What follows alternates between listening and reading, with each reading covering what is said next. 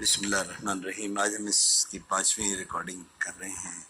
یہ جیسے میں شروع میں بتا دیا کرتا ہوں کہ پیغام الہی ایک کتابچہ ہے جو کہ ہم نے اب سے کچھ عرصے پہلے ہمارے جمعے کے درس کے دوستوں نے ترتیب دیا۔ میری خواہش ہے، ہماری بلکہ خواہش ہے کہ ہم اس کو لوگوں تک پہنچا دیں کسی آسان طریقے سے۔ آج جو بات اس وقت میں کرنے چلا ہوں وہ سورہ رات کی، ہم نے جو کہ 13ویں صورت ہے، اور اس کی کچھ باتیں کہ اللہ کے حکم سے ہی انسان کا پہرے داری ہو رہی ہے، نگہبانی ہو رہی ہے۔ اس کے آگے چلتے ہیں، کیا لکھا ہے اس میں۔ اسی بات کی گواہی ہمیں اس کلمے سے بھی ملے گی کہ سب سے پہلی ضرورت، پہلی لازمی شرط یہ ہے کہ نہیں کوئی اللہ کے سوا، لا الہ الا اللہ کا عقیدے کا ایمان، اس کا تصور ہی ہمارے ایمان کی بنیاد ہے۔ اس کے بعد بھی ہم علاوہ اللہ کے اگر آپ نے شرک کیا تو بلا شبہ آپ کے اعمال، اچھے اعمال تو سبھی کرتے ہیں، کون نہیں کرتا؟ کوئی غریبوں کی مدد کر رہا ہے، کوئی کسی یتیم کے لیے کچھ کر رہا ہے، کوئی کسی اپنے ماں باپ کی کوئی خدمت وغیرہ، اعمال تو سبھی اچھے کرتے ہیں۔ برے تو جو کر رہے ہوتے ہیں وہ اچھے بھی کر رہے ہوتے ہیں، لیکن کیا وہ اعمال ویلڈ رہیں گے؟ قرآن کہتا ہے نہیں، اگر آپ میں ایمان نہیں ہے تو ان کی ویلیڈیٹی زیرو ہے۔ وہ تو ایسے ہیں جیسے کسی پہاڑ پہ تھوڑی سی ریتا آ گئی ہو اور ایک تیز ہوا چلے اور وہ اڑا کے اس کو لے جائے۔ اگر آپ نے شرک کیا تو بلا شبہ آپ کے اعمال ضائع ہو جائیں گے۔ اعمال کیے تھے اور ضائع ہو گئے، کس قدر بڑی بات ہے۔ بڑے مشکل سے تو اعمال اکٹھا ہوتے ہیں اور وہ ضائع ہونے کی بات قرآن بتا رہا ہے، اور آپ یقیناً ضیاء کاروں میں ہو جائیں گے۔ لیجیے، نقصان اٹھانے والوں میں ہو گئے باوجود کچھ اچھے کام کرنے کے۔ سورہ شورى 26 کی آیت نمبر 213 میں بھی ہے کہ اللہ کے ساتھ کسی اور معبود کو پکارنے سے نبی بھی سزا پانے والوں میں شمار ہو سکتا ہے۔ تو پھر اب اندازہ کریں کہ ہم اور آپ اپنی زندگی بھر کی چند نیکیاں، چند نمازیں، روزے، زکوٰۃ، عمرے یا حج، اور کسی کی مدد کرنا اور ماں باپ کی فرما برداری یا کوئی اور اچھے عمل ہم نے کیے ہوں، اور ہمارا تصور یہ ہے کہ ان کی بدولت ہم جنت میں جا داخل ہوں گے، ان نمازوں کی بدولت۔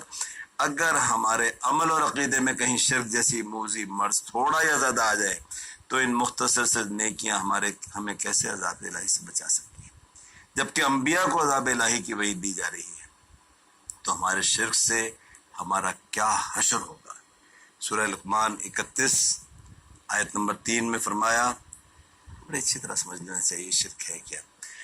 جب لقمان نے وعظ کرتے ہوئے اپنے بیٹے سے فرمایا، لقمان کوئی نبی نہیں بلکہ عقل کے معاملے میں، سمجھ کے معاملے میں اللہ کی نظر میں بہت عظمت والے، آپ سوچئے کہ ان کا انتقال ہو رہا ہے، اپنے بیٹے کو بلا کے سب سے بہتر بات بتانا چاہتے ہیں، ایسی بات بتانا چاہتے ہیں کہ جو وہ اب بلو سے باندھ لے۔ جب لقمان نے وعظ کرتے ہوئے اپنے بیٹے سے فرمایا کہ میرے پیارے بیٹے، اللہ کے ساتھ، یہ نہیں بتا رہے کون سا خزانہ کہاں رکھا ہے، اللہ کے ساتھ شرک نہ کرنا، اللہ کے ساتھ شرک نہ کرنا، بے شک شرک بڑا بھاری ظلم ہے۔ اللہ پاک کے ساتھ کسی کو بھی شریک کر کے پکارنا اللہ کے غضب کو دعوت دینا ہے۔ اب اس آسپیکٹ کو بھی دیکھ لیتے ہیں، لوگ اکثر ہی کرتے ہیں کہ اللہ کا نام تو لے رہے ہوتے ہیں لیکن ان ایڈیشن ساتھ ساتھ اور بھی اس کے بغیر مزہ نہیں آتا۔ اس وقت آپ دیکھیں گے کہ آپ کے ارد گرد بہت سے لوگوں کی ذہنی اور قلبی کیفیت یہ ہے کہ کسی نہ کسی کو اس کی وجہ بیان کرتے ہوئے اللہ کے نام کے ساتھ، یعنی کسی غیر اللہ کا نام لے کر اپنی مشکل کشائی یا حاجت روائی کے لیے پکارتے ہیں۔ اپنے علاقے کا بعض نے کوئی ایسا مشکل کشا انسان جو مر چکا ہوتا ہے اس کو مقرر کر رکھا ہوتا ہے، اور اس سے خلاف بات چاہے قرآن کے حوالے سے کی جائے نہیں کرتے اور نہ کرنے دیتے ہیں، یعنی اس کے خلاف بات نہیں، آپ اس مرے ہوئے انسان کے، اس اللہ کے بندے کے خلاف بات نہیں کر سکتے۔ یہ بڑا مشکل کام ہے کہ اگر آپ نے ذرا سے اللہ کے خلاف بات سن لیں گے، اس کے خلاف نہیں، تو قرآن کے حوالے سے بھی اگر آپ حوالے دے کر بھی کریں گے تب بھی نہیں، اور نہ کرنے دیتے ہیں، اور اس مرے ہوئے انسان سے ایسا ڈرتے ہیں کہ کیا اللہ سے ڈریں گے۔ ساتھ یہ بھی کہتے جاتے ہیں کہ ہم ان سے تھوڑی مانگتے ہیں، ہم تو صرف اللہ سے مانگتے ہیں۔ اور یہ انبیاء یا اولیاء جو آپ سمجھ رہے ہیں، اللہ تو یہ تو اللہ کے مقرب بندے ہیں، یہ تو اللہ کے مقرب بندے ہیں، اور حوالے صرف اس لیے ہم دیتے ہیں تاکہ ہماری دعاؤں کی قبولیت کا درجہ مل جائے۔